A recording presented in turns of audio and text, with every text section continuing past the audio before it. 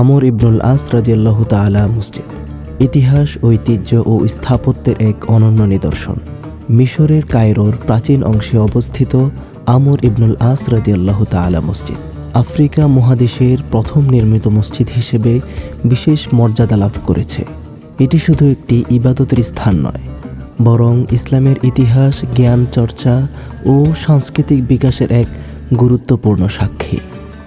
শতাব্দীর পর শতাব্দী ধরে এই মসজিদ মুসলিম সমাজের আধ্যাত্মিক ও শিক্ষা কেন্দ্র হিসেবে গুরুত্বপূর্ণ ভূমিকা পালন করেছে।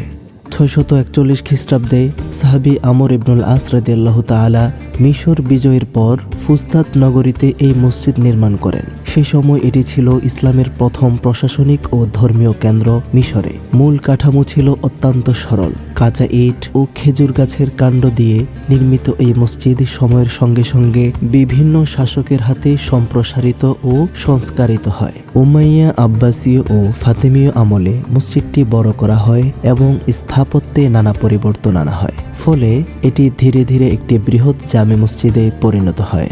আমর ইবনুল আস মসজিদের স্থাপত্যিক সরলতা ও গম্ভীর্য একসাথে প্রকাশ পেয়েছে। এর প্রধান বৈশিষ্ট্যগুলো হল প্রশস্ত খোলা প্রাঙ্গণ, অসংখ্য স্তম্ভ যেগুলো কিছু প্রাচীন রোমান ও কপটিক স্থাপনা থেকে সংগৃহীত, বৃহৎ নামাজের হল, মেহরাব ও মিম্বারের ঐতিহাসিক নকশা। মসজিদের পরিবেশ শান্ত ও প্রশান্ত, যা ইবাদতের জন্য বিশেষভাবে উপযোগী। এই মসজিদটি দীর্ঘদিন ধরে ইসলামী শিক্ষা ও জ্ঞান চর্চার কেন্দ্র ছিল। এখানে কোরআন, হাদিস, ফিকহ ও আরবি ভাষার পাঠদান হতো।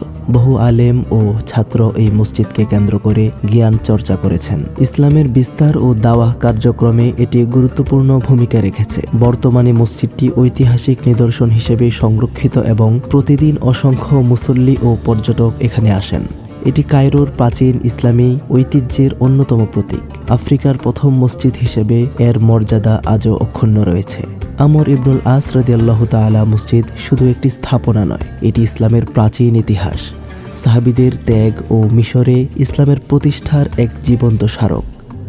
এর দেয়ালে, স্তম্ভ ও প্রাঙ্গণ আজও অতীতের সেই গৌরবময় অধ্যায়ের কথা স্মরণ করিয়ে দেয়। ইতিহাস ও আধ্যাত্মিকতার মিলিত উপস্থিতি এই মসজিদকে বিশেষ মর্যাদা দিয়েছে।